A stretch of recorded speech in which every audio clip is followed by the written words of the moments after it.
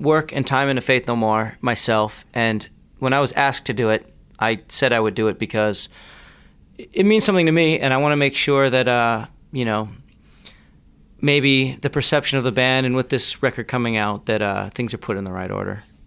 We didn't really have a meeting to decide who's going to go out and do press for Faith No More because we don't exist as a band anymore. So I was asked to do it. I didn't really feel it was necessary to talk to anybody else about it. And I want to say my side of the story so that they don't get to say their side of the story.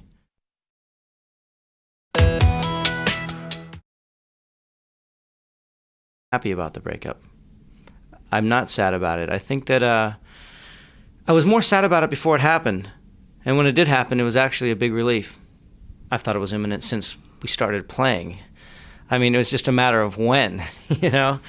I'm surprised that we kept it together as long as we did. I mean, they say 16, 17 tension-filled years. And also great years. I mean, I'm glad we stuck around because really a lot came out of it. And the longer we were together, I think the more freedom we had to experiment with stuff, the more we could travel to places that we'd never been.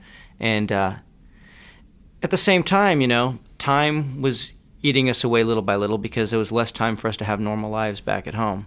So it is a real relief because I can have a normal life now. And so it's not so bad. And we did an interview for Melody Maker, and we got in a drunken fight with the tape recorder on. And I remember waking up just so embarrassed because it was our one chance when anybody wanted to interview us and how we'd blown it. And then I went to the newsstand and I read the interview, and it was hilarious reading. And I realized that there was something kind of charming about a band that fights a lot. And I think that the press picked up on that and continued with that, and I think that we were happy to oblige. I mean, there was a lot of tension, and we were like a democracy, like a real democracy, with no leader in the band. So everything was a compromise, and everything was a battle. That's true. I don't know with that if it's that way with other bands or not. I'm not sure. I think it probably is, but we were also probably not as shy to publicize that because it made good reading.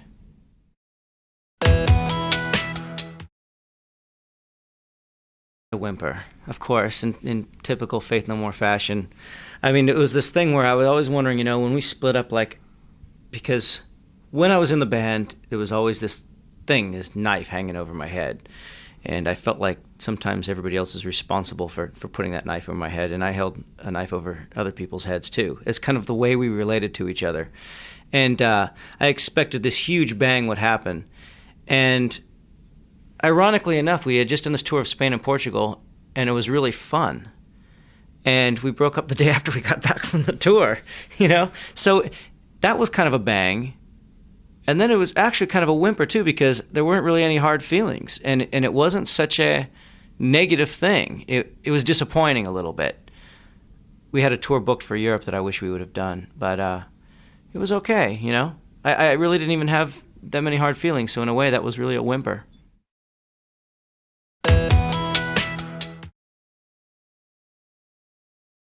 Since we did that first interview in 1986 or 87 or something.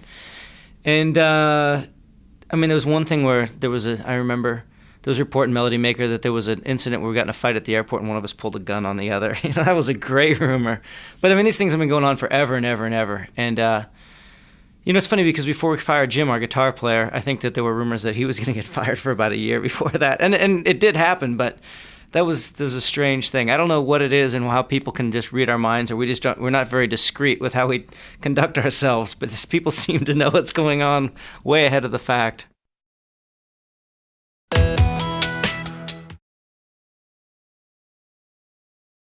Interesting thing. I didn't have a personal midlife crisis, and that's not what made me want to break up the band.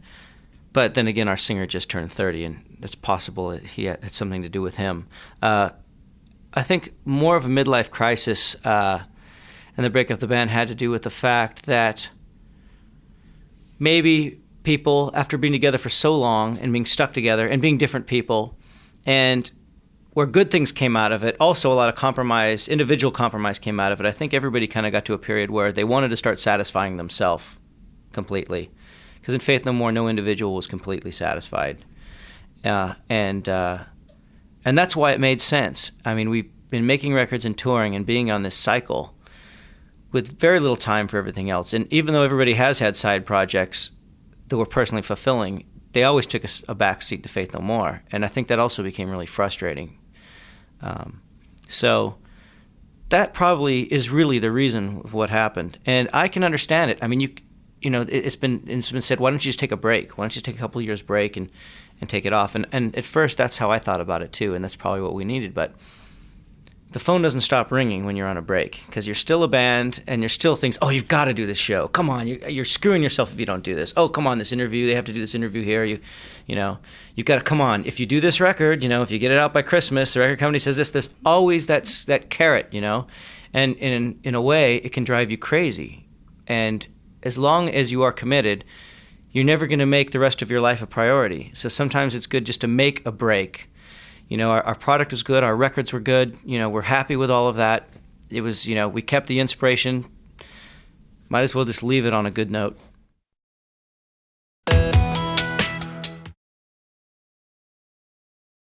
Side projects. I think people should get their own thing out when they need to do it.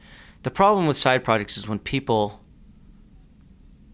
in the band are depending on somebody and they have a side project and they don't tell the band what they're doing. It's the lack of communication that was really the problem with the side projects, because, you know, you'd be saying things like, oh yeah, you know, I've got this band and, you know, I'm just going to do this little tour for a couple weeks. So we're going to take a break from rehearsal. Okay, you know, that's fine. Go for it. Have a good time. And you get these, you know, you see these interviews that come back to you like, this is my big project now. Faith No More is my side project. And you're thinking, well, why did you have to do that? You know, I mean, why do you have to make things difficult? You know, and so things would be difficult in that way, where you couldn't communicate and you couldn't figure out just where everything is so you can put your own priorities in order.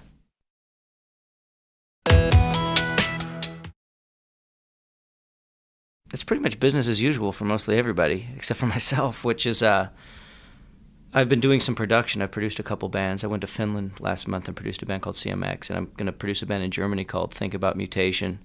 I've been doing some remixes and stuff like that. And I'm definitely going to get some music together and work on an album for next year.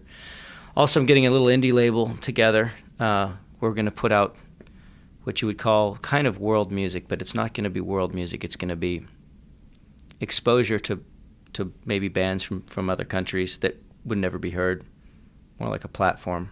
So there's a hell of a lot going on for everybody. I mean, Roddy's got an Imperial Teen record coming out. Patton's working on a Mr. Bungle record, and he's got his Phantomas band that's coming out. And, well, Borden just did a tour with Ozzy. I don't know what he's doing after that. So, but I mean, really, it's not much different than what was going on when we were Faith No More.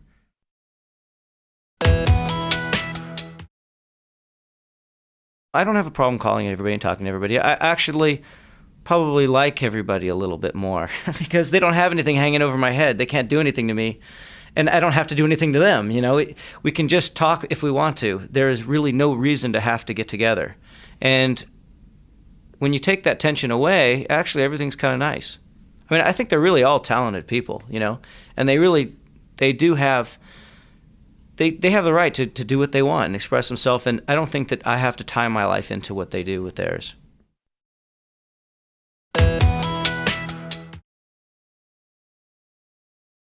You know, where it can be very difficult, but there's 4 people instead of 1 person you're married to, and everybody's got their own biorhythms, you know, that sync up at different times, and everybody has their own say, and everybody can veto anything, and there's nobody that can take charge really and make everybody do something. Everybody is the boss. I mean, in an ideological sense, it was a great thing because we were a democracy. We started the band being a democracy and saying, nobody has the power to do anything. This is going to be a collective. Everything is a collective decision, you know. And the other thing we started the band with was we don't want to become old and shitty like all my other idols have, you know.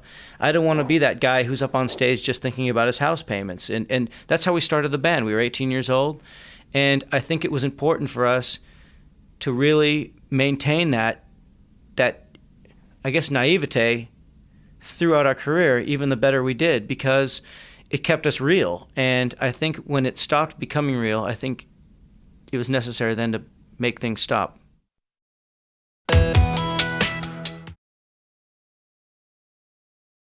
No more getting back together, unless there would be a reason to do so. I mean, if we had an inspiration, if we've worked out our personal things and we feel satisfied and we think we can work together again, I think that wouldn't be a negative thing. I think that would be a very positive thing. But there would have to be an inspiration to do so. Right now, I mean, the way everybody is and where everybody's head's at, I couldn't see that happening.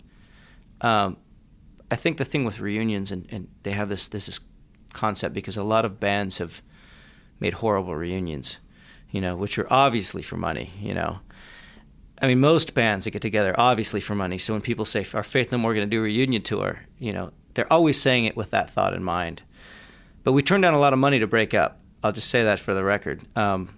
If we do it, it's going to be because we're inspired and we can make something good. I think all the records we've made have come out really well. And if we can do it again, I think we should do it.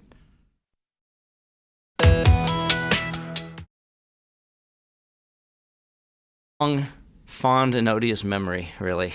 I mean, in the course of a day, I would go from the heights to the bottoms. There was always something that was sticking in your gut, and there was always something that was really interesting. I mean, one of the great things about Faith No More was really traveling to places we would have never been to and playing for them, and people knew who we were, and learning about the world.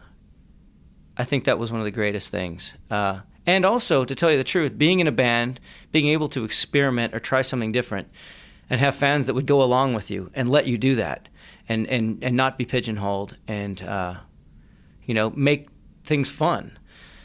Probably the worst thing about it was really just the fact that you had to commit so much time and energy into a band where you were with 5 people who were very headstrong and never really saw eye to eye all the time.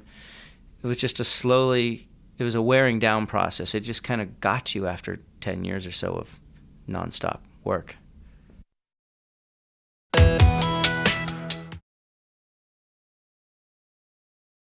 Got selected originally was after we broke up, I got word that the record company was making a retrospective of Faith No More, and obviously that would be probably the singles and the better known songs. And I thought about it, and I was thinking, I wonder what they're going to do.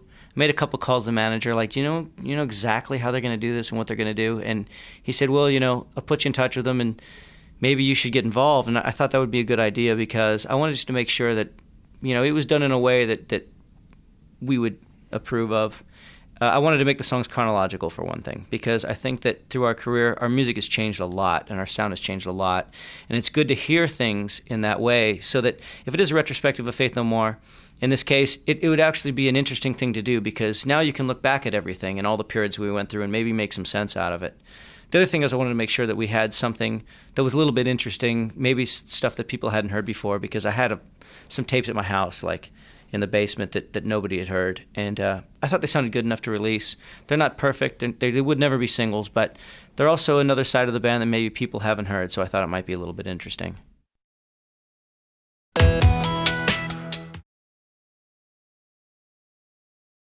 Hey, who cares, right? I mean, we're very self-effacing, and I think that's one of the things that I liked about us. But at the same time, it's a good thing because really all these strange songs that we did were because of years of connecting with people who really encouraged us to do it. I mean, the reason we kept putting out records was because there was a demand for us to put out records. So there were people that really liked what we did and followed us along and grew with us. And so, in a way, I'm happy to say we were one of those bands that did develop over the years, and people that listened to us developed with us. So I think it's really a two-way thing. I mean, a compilation is kind of a retrospective is kind of a pompous, ridiculous thing. At the same time, it's it shows, kind of a period of time in somebody's life.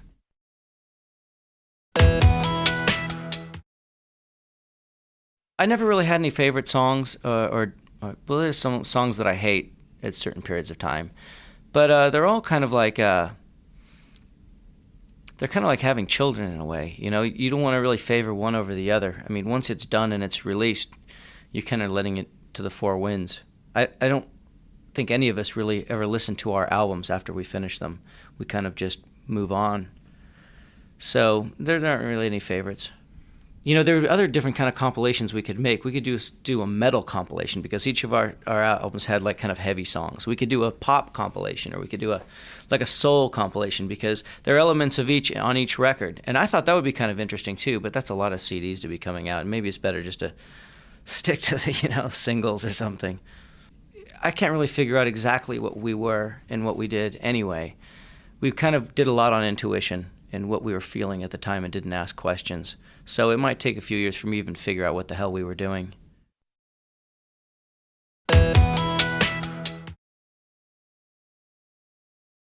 Stuff, but that's not really the reason we picked the song. We picked the song because we were in Guam.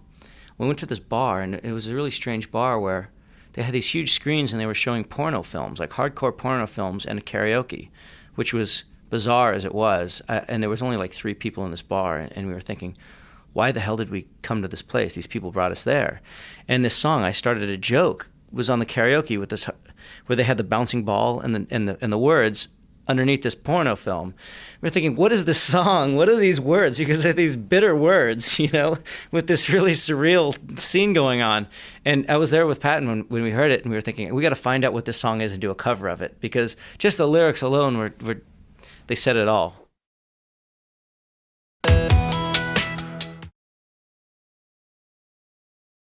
I started a joke as the single, or none of us really picked it, but I think that it really is the correct way to put out the last track of Faith No More, because it really does sum up kind of our aesthetic and also just the way our band went. Our band was a joke, and the joke was on us at the end. And I think we were a really ironic band in a bunch of ways. One way is that we were always getting compared to somebody until probably this last album, where we finally kind of created a category of our own. And ironically enough, that's when we decided to break up. We fought categories for 10 years, and then all of a sudden we didn't have to fight them anymore, and there was no reason to exist. And we also liked to mock a lot of things we saw in the music business, and we tried to have a sense of humor. And yet the joke was always on us too, because we always ended up looking a bit like monkeys when we did so, and we always kind of ended up in a way representing the music business, even if we didn't want to. And our whole career and our whole lives are really pretty much ironic, and the song is, I think it tells our story. I also think it's kind of funny because it was just recorded like in my basement at my house, and it has this kind of cheesy demo quality. It doesn't sound like any of the rest of our music, so it'd be kind of fitting that the last single we ever have comes out doesn't sound anything like anything else we've ever done. And that I think that's a perfect ending stamp right there.